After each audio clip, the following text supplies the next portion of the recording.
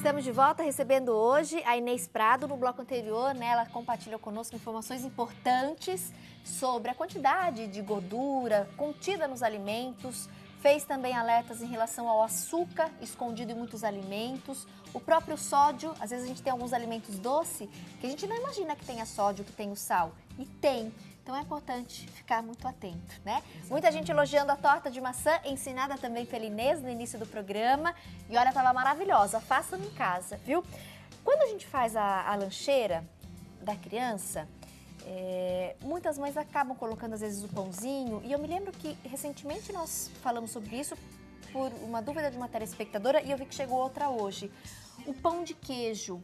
Às vezes a gente compra mesmo no supermercado o saquinho do pão de queijo. E aí perguntaram, Tati, o pão de queijo ele é vilão ou a gente pode consumir? E muita mãe dá para criança, né? Então, o pão de queijo, quando é aquela receita feita em casa, é outro produto, né? Porque esse pão de queijo congelado, ele normalmente também vai bastante da gordura trans.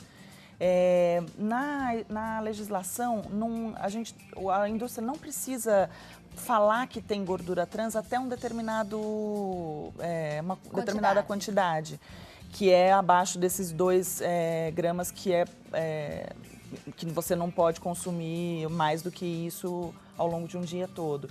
Então, muitas vezes tem alguns produtos que aparecem como não tem gordura trans e, na verdade, ele tem em doses baixas.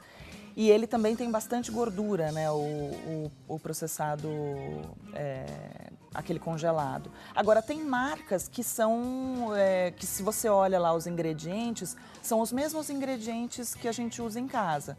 Quanto mais... pesquisada no rótulo. Exato. Os ingredientes vêm sempre do que tem mais para o que tem menos.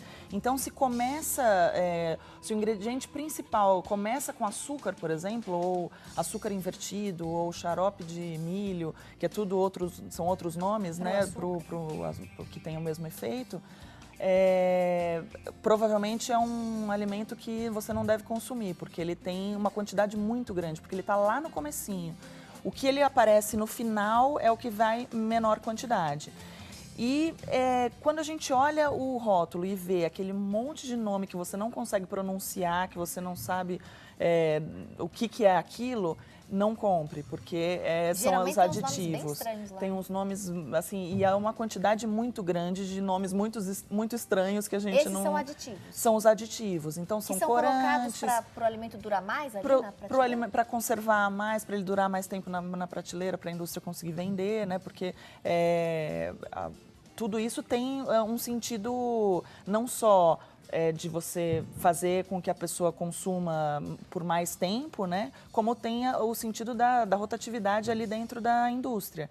Então, quanto mais ele durar, melhor vai ser, porque ela consegue lucrar mais, né? Que em suma, o objetivo dos alimentos processados. E o bolinho pronto? Perguntaram aqui também. E tem tanto aquele bolinho pronto de vários sabores, né? E tem aqueles bolinhos individuais recheados que as crianças gostam muito. Minha sobrinha gosta muito. Exato, e que aquele vem no formato perfeito para entrar na lancheira e tudo. Então ele o recheio ainda no, é uma tentação, né? Meio. Em relação a esses bolinhos? Eles são a maioria são muito nocivos, porque eles têm uma quantidade absurda de açúcar, eles têm muita gordura, muita dessa gordura é gordura trans, e eles têm também uma quantidade muito grande de aditivos. Ou seja, não dá para dar com muita frequência, não pode dar com muita frequência.